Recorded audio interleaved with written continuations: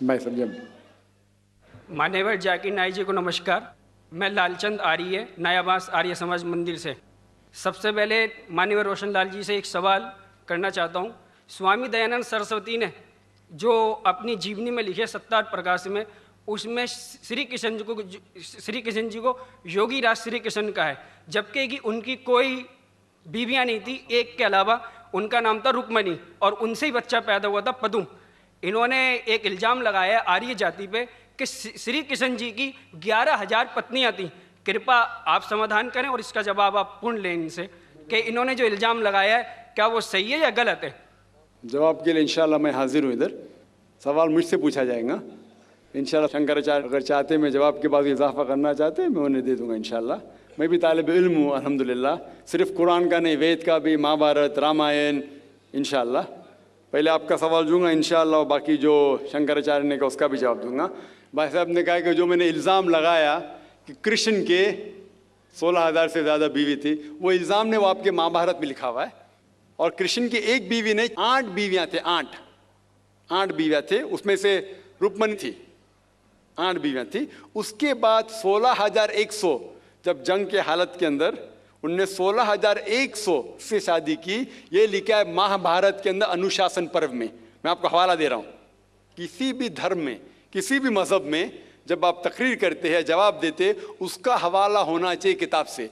मैं कहता हूँ या कोई स्वामी कहते या शंकराचार्य कहते, उसकी वैल्यू ज़ीरो है। मैं कुछ कहता हूँ इस्लाम में, उसकी वैल्यू ज़ीरो है। मैं हवाला दूंगा कुरान और सही हदीस का। तो मेरे तकरीर में जितनी भी मैंने बात इस्लाम के मुतालिक की, उसका हवाला दी चैप्टर नंबर सूरह माइदा चैप्टर नंबर 5 वर्स नंबर 1, या सही बुखारी वॉल्यूम नंबर 4 हदीस 46। तो ये जो हवाला मैं दे रहा हूँ, ये महाभारत में लिखा हुआ है अनुशासन पर्व में कि श्री कृष्ण ने 16,100 एक साथ में, 8 पहले थे, तो वो 8 को जुड़ के कुल मिला के होते हैं 16,108। तो 16,100 साथ में उन्होंने की, वो जंग के हालत में जब कई लोग मारे गए, तो उस हालात में तो ये इल्ज़ाम नहीं, हकीकत है। अगर आप समझते ये गलत है तो आपको महाभारत में नहीं मानना चाहिए। और जो लोग ने अभी तकरीर किए, मैं तकरीर के बाद माशाअल्लाह जब शंकराचार्य ने कहा और शुरू किया, उन्होंने पूरी तकरीर में एक अरबी की आयत की तिलावत की, आयत या अरबी बोलें कलमे की तिलावत की, और एक संस्कृत की तिलावत की। और कई लोग ने जब उन्हें कहा ला इलाहा इल्लल्लाह मुहम्मद रसूलुल्लाह, जब उन्होंने कहा कलमे शहादत ला इलाहा इल्लल्लाह मुहम्मद रसूलुल्लाह, बहुत लोग ने ये समझा होगा कि जो कह रहे हैं शंकराचार्य वो मुसलमानों को बहलाने के लिए कह रहे होंगे। उनकी क्या नीयत थी अल्लाह वालम, मैं नहीं जानता, मैं उनकी नीयत के ऊपर शक नहीं कर सकता हूँ। लेकिन क्योंकि मैं तालिब इल्म हूँ इस्लाम और दिगर मज़ाहिब का, मेरे दिमाग में फ़ौरन जो वो कह रहे थे कि ये एक कलमा वेद का निचोड़ है, पुराना का निचोड़ है, जो वो कह रहे थे, फ़ौरन मेरे दिमाग में वो श्लोका याद आने लगे। और शंकराचार्य बिल्कुल सही कह रहे थे। उनकी नीयत क्या थी अल्लाह आलम, लेकिन वो बिल्कुल सही कह रहे थे कि अगर आप हिंदू मज़हब की किताब पढ़ेंगे, उन्हें सही कहा कि हिंदू मज़हब, ये नाम जो हिंदू है ये ब्रिटिशर्स ने दिया है, अंग्रेज़ लोग ने दिया।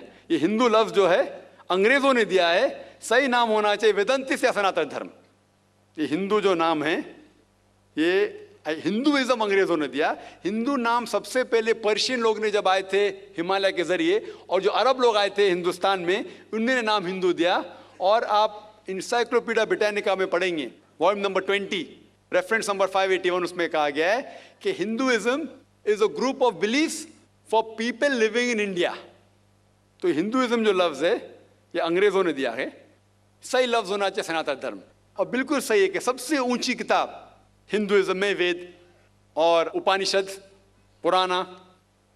अगर आप पढ़ेंगे छंदोग्य उपनिषद अध्याय 6 सेक्शन नंबर 2 श्लोका नंबर 1, उसमें लिखा गया है एकम एविदित्यम, भगवान एक ही है, दूसरा नहीं है। श्वेताश्वतर उपनिषद में लिखा हुआ है अध्याय 6 श्लोका नंबर 9 में, नाचस्य कशिज जनिता न चदीपा, ये संस्कृत कोटेशन है। इसके मानी होती है कि उस भगवान का कोई रब नहीं है, ना कोई वालिदैन है, उसका ना कोई पालने वाला है, ना वालिद है ना वालदा है। आगे आप पढ़ेंगे लिखा हुआ है श्वेताश्वतर उपनिषद में अध्याय 4 श्लोक नंबर 19 में, न तस्य प्रतिमा अस्ति, उसके जैसा कोई भी नहीं है। और सारे किताबों में से जो सबसे ऊपर किताब है, जिस तरह शंकराचार्य ने कहा, वो है वेद। और 4 वेद है, ऋग्वेद, यजुर्वेद, सामवेद और अथर्ववेद। यजुर्वेद में लिखा हुआ है, अध्याय 32 चैप्टर नंबर 32 श्लोक नंबर 3 वर्ष नंबर 3 में लिखा है, न तस्य प्रतिमा अस्ति, उसका ना कोई अक्ष है, ना कोई बुत है, ना कोई तस्वीर है। उस भगवान का ना अक्ष है, ना तस्वीर है। और आगे लिखा हुआ है यजुर्वेद में अध्याय 40 श्लोक नंबर 9 में, अंधात्म प्रविशन्ति या असम्मुतिम उपास्ते। अंधात्म मीन्स अंधकार, प्रविशन्ति मतलब अंदर जाना। वो लोग अंधकार में जा रहे हैं जो लोग असंभूति की पूजा करते हैं। असंभूति मतलब कुदरती चीजें, हवा, आग, पानी। जो लोग कुदरती चीजें की पूजा करते हैं वो अंधकार में जा रहे हैं। और आगे श्लोका कहता है कि वो लोग और गहरे अंधकार में जा रहे हैं जो लोग संभूति की पूजा करते हैं। संभूति मतलब बनाई हुई चीजें, मतलब टेबल, चेयर, गाड़ी, बुत। ये जो बनाई हुई चीजें हैं उसकी अगर पूजा कर रहे हैं तो और अंधकार में जा रहे हैं। और आप पढ़ेंगे ऋग्वेद, चारों वेदों से सबसे ऊंचा वेद है ऋग्वेद। ऋग्वेद में लिखा हुआ है, जिल्द नंबर 1, बुक नंबर 1, किताब number 1, him number 164 shloka number 46, एकम सत विप्र बहुधा वदान्ते, जिसके मानी है सच एक है, सच्चाई एक है, भगवान एक है। और संत लोग भगवान को मुख्तलिफ नामों से पुकारते हैं, लेकिन भगवान एक है। और जो उनने संस्कृत में श्लोक पढ़ी वो आदि श्लोक थी, पूरी श्लोक में पढ़ूंगा इंशाअल्लाह। वो श्लोक जो उन्हें पढ़ी वो ब्रह्म सूत्र है, हिंदुइज्म के ब्रह्म सूत्र है। एकम ब्राह्म द्वितीया नास्ते, आदि पढ़ी, पूरी है। एकम ब्राह्म द्वितीया नास्ते, नेहना नास्ते नास्ते किंचन, जिसके मानिए भगवान एक ही है, दूसरा नहीं है, नहीं है, नहीं है, जरा भी नहीं है।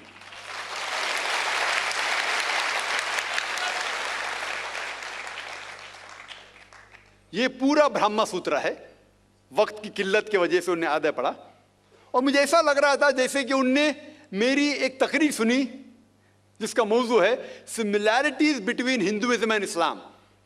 हिंदुइज्म और इस्लाम में यकसानियत। ये हो गया पहले पाठ कलमा का, ला इलाहा इल्लल्लाह, ना कोई माबूद है अल्लाह के सिवा।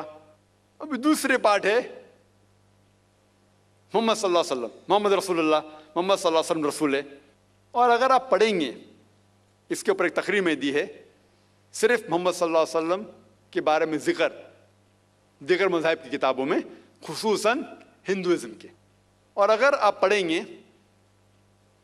पुराना का जिक्र किया उन्होंने, भविष्य पुराना में पर्व 3 खंड 3 अध्याय 3 श्लोका 5 to 8, उसमें लिखा हुआ है कि एक मलेच्छा आएगा। मलेच्छा मतलब फॉरेनर, बाहर का कोई शख्स आएगा, उसका नाम होगा मोहम्मद। वो अपने साथियों के साथ आएगा, जिसका मतलब साहबियों के साथ, और वो लोग को सही दिशा दिखाएगा और राजा भोज उनको इज्जत देंगे। आगे पढ़ेंगे आप भविष्य पुराना पर्व 3 खंड 3 अध्याय 3 श्लोका 10 से लेके 27 तक। उसमें लिखा हुआ है कि ये शख्स आर्य धर्म को फैलाएगा, सच्चा धर्म को फैलाएगा, और इस शख्स के मानने वाले दाढ़ी उगाएंगे, सिर पे शेंडी नहीं रखेंगे, लोग को नमाज के लिए बुलाएंगे, एक इनकिलाब दुनिया में लेके आएंगे, गोश्त खाएंगे लेकिन सूअर का गोश्त नहीं खाएंगे, और ये सच्चाई फैलाएंगे। उनका नाम है मुसलमान। ऐसे कई मोहम्मद सल्लल्लाहु अलैहि वसल्लम का जिक्र भविष्य पुराना में है, ऋग्वेद में है, सामवेद में है, अथर्ववेद में है, और खुसूसन अगर आप पढ़ेंगे पुराना में भी है, जिसका नाम है कल की पुराना। और कल की पुराना अगर आप पढ़ेंगे अध्याय 2 chapter number 2 verse number 4, 5, 7, 11 and 15, जिसका भागवत पुराना में भी जिक्र है, वॉल्यूम नंबर 2